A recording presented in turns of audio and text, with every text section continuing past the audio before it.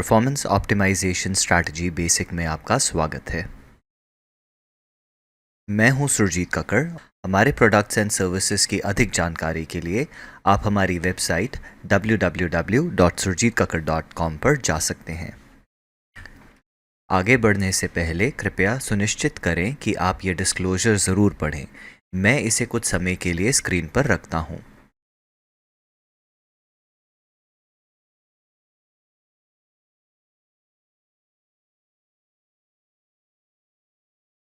Performance optimisation strategy basic part 1।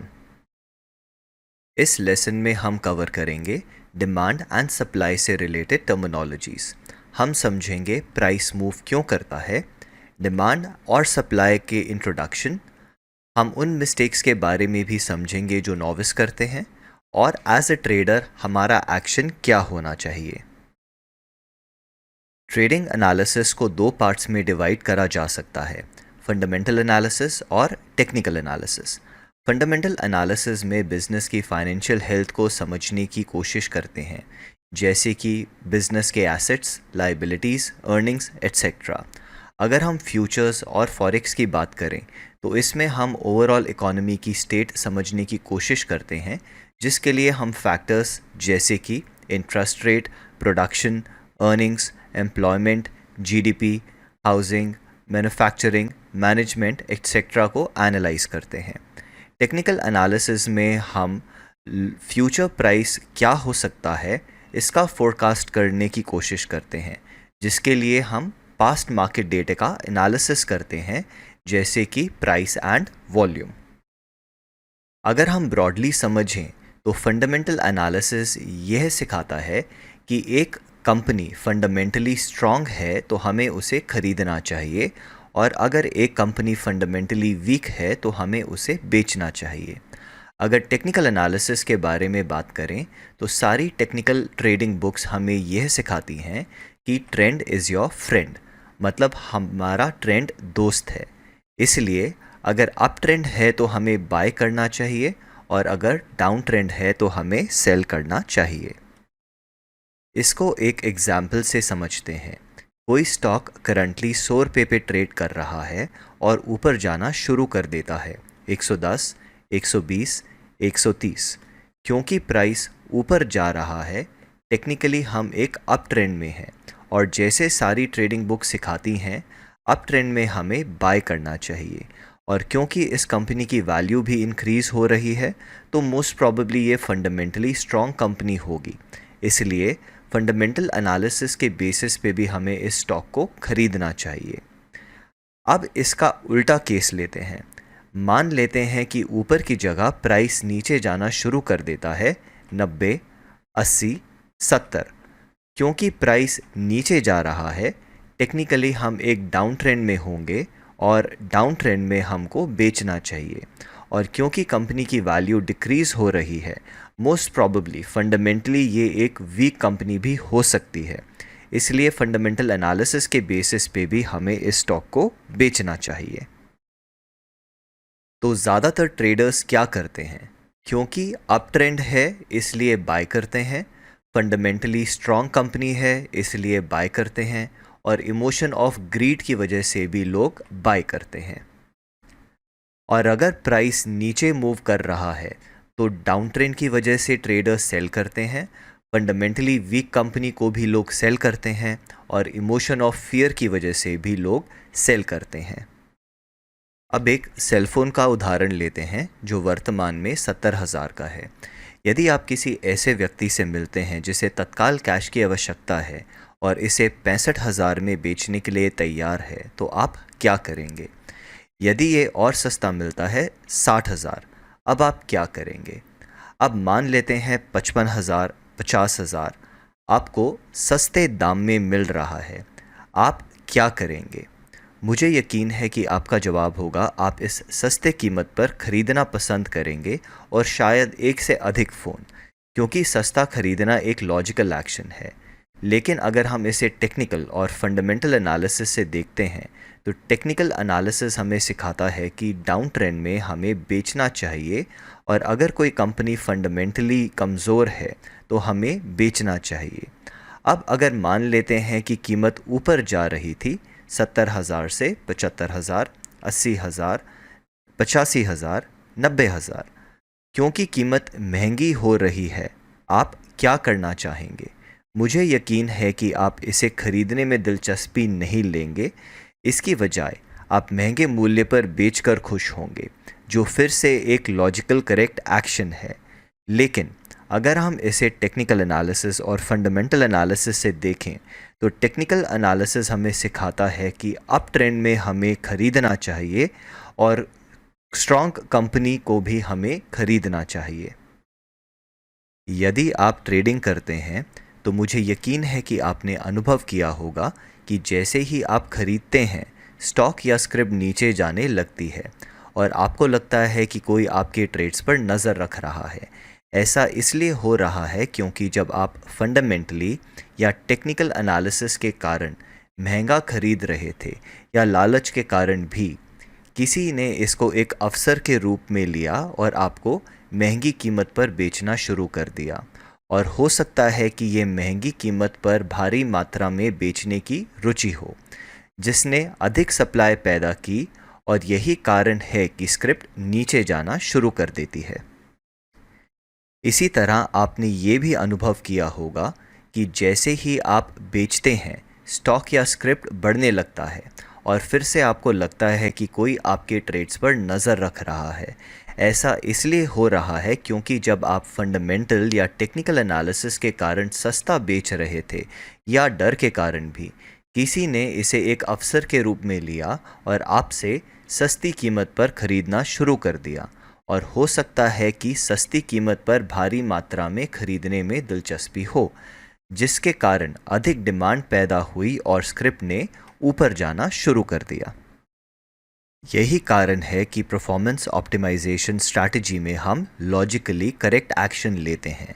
हम हमेशा सस्ती कीमत पर खरीदते हैं और हम हमेशा महंगी कीमत पर बेचते हैं। परफॉर्मेंस ऑप्टिमाइजेशन स्ट्रैटेजी में हम जो कुछ भी करेंगे वह लॉजिकल होगा। लॉजिक आपको तर्क देगा। इस लॉजिक की मदद से हम ट्रेड्स का ऑप्टिमाइजेशन करेंगे। यह आपको आपके ट्रेड्स को बेहतर बनाने के लिए आवश्यक जानकारी देगा।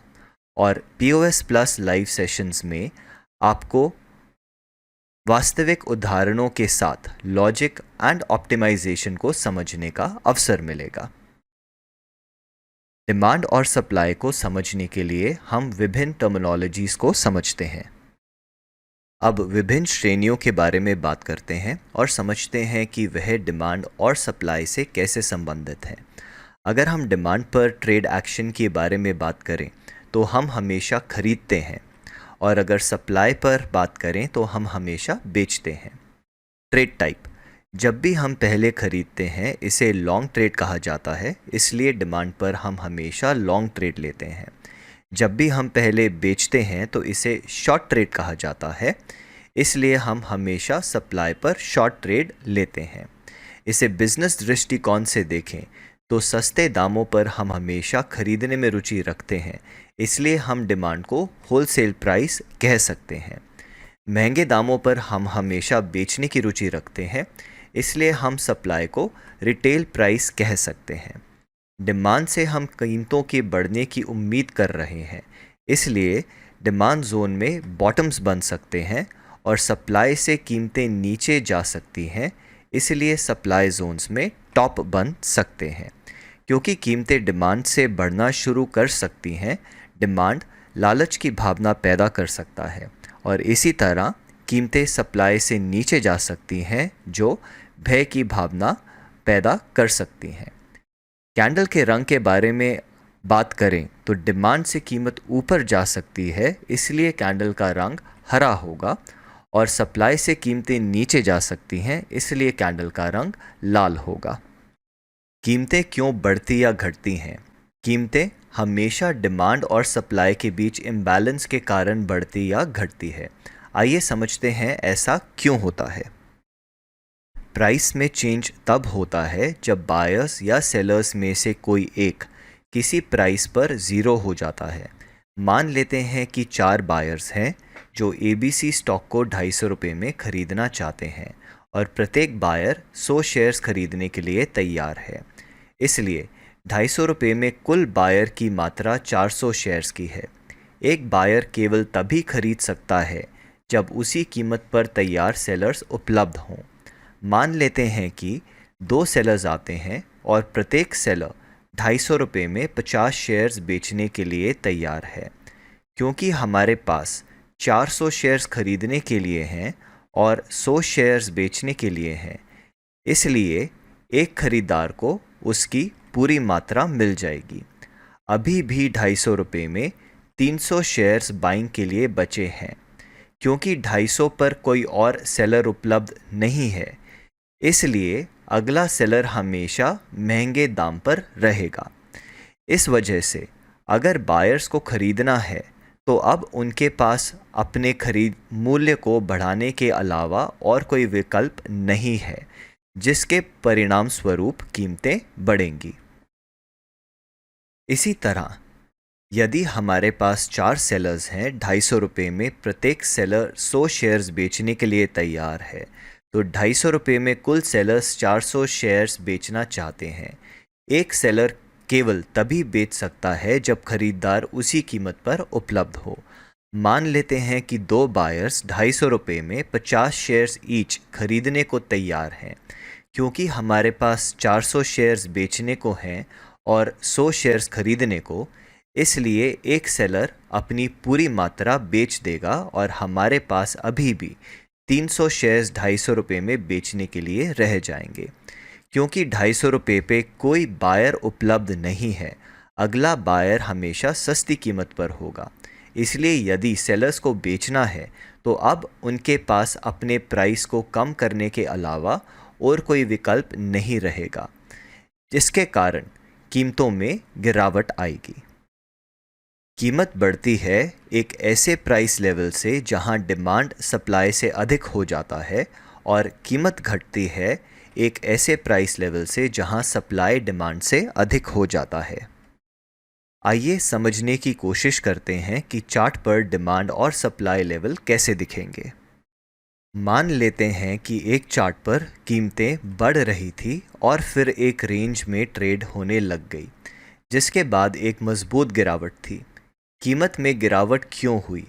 हमने अभी समझा कि प्राइस में किसी भी मूव की वजह है डिमांड और सप्लाई का इम्बैलेंस।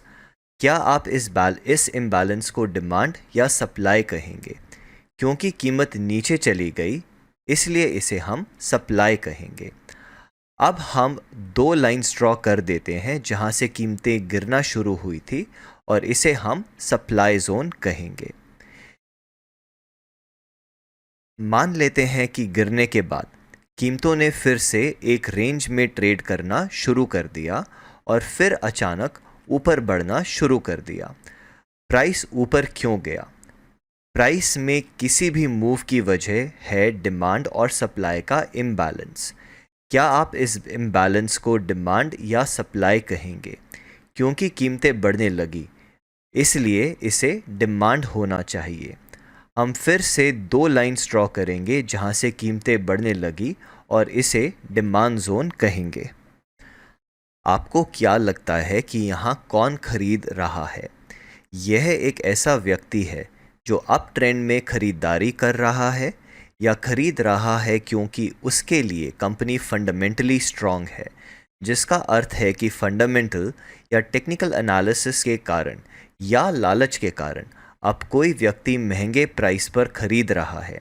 महंगी कीमत पर खरीदना एक नॉविस एक्शन है। अब अगर कीमत नीचे जाने लगती है तो यहाँ कौन बेच रहा है? यह एक व्यक्ति है जो डाउन ट्रेंड में बेच रहा है, या बेच रहा है क्योंकि उसके लिए कंपनी फंडामेंटली कमज़ोर है, जिसका अर्थ है कि फंडामेंटल या टेक्निकल एनालिसिस के कारण या भय के कारण भी कोई अब सस्ते प्राइस पर बेच रहा है। सस्ते प्राइस पर बेचना एक नॉविस एक्शन है। अब जब हमने नॉविस एक्शन समझ लिए तो चलिए उन गलतियों को समझते हैं जो नॉविसेस करते हैं। 2 महत्वपूर्ण गलतियां खरीदने के समय। गलती नंबर 1, प्राइस में रैली के बाद खरीदना, जिसका मतलब है कि महंगी कीमत पर खरीदना। और गलती नंबर 2, उस जोन में खरीदना जहां चार्ट ने हमें साबित कर दिया था कि पास्ट में सप्लाई डिमांड से अधिक थी। 2 महत्वपूर्ण गलतियां बेचने के समय। गलती नंबर 1, प्राइस में गिरावट के बाद बेचना, जिसका मतलब है कि सस्ती कीमत पर बेचना। और गलती नंबर 2, उस जोन में बेचना जहां चार्ट ने हमें साबित किया है कि पास्ट में डिमांड सप्लाई से अधिक था। हमारा एक्शन इन नोविसेस को पहचान कर उनके अगेंस्ट ट्रेड करने का होना चाहिए। डिमांड पर हम कीमतों में वृद्धि की आशा रखते हैं, इसलिए यदि कोई नोविस कीमतों में गिरावट के बाद बेच रहा है, जिसका मतलब है कि सस्ती कीमत पर बेच रहा है, हमें उस सस्ती कीमत पर उस बायर से खरीदने के लिए तैयार रहना चाहिए, क्योंकि डिमांड से प्राइस बढ़ सकता है।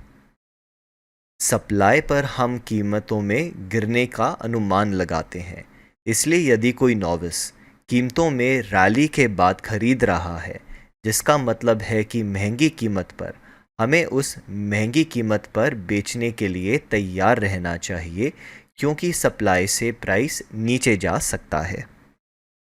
बाज़ार कहाँ से मुड़ता है? किसी भी बाज़ार में प्राइस उस लेवल से मुड़ता है जहां डिमांड और सप्लाई संतुलन से बाहर होते हैं। अब आप जानते हैं कि यह चार्ट पर जोन्स कैसे दिखते हैं। जैसे हम इन लेसन्स में आगे बढ़ेंगे तो हम इन डिमांड और सप्लाई जोन्स को ढूंढने और ड्रॉ करने के लिए स्टेप्स सीखेंगे। This is Surjeet Kakkar signing off. मिलते हैं अगले सेशन में।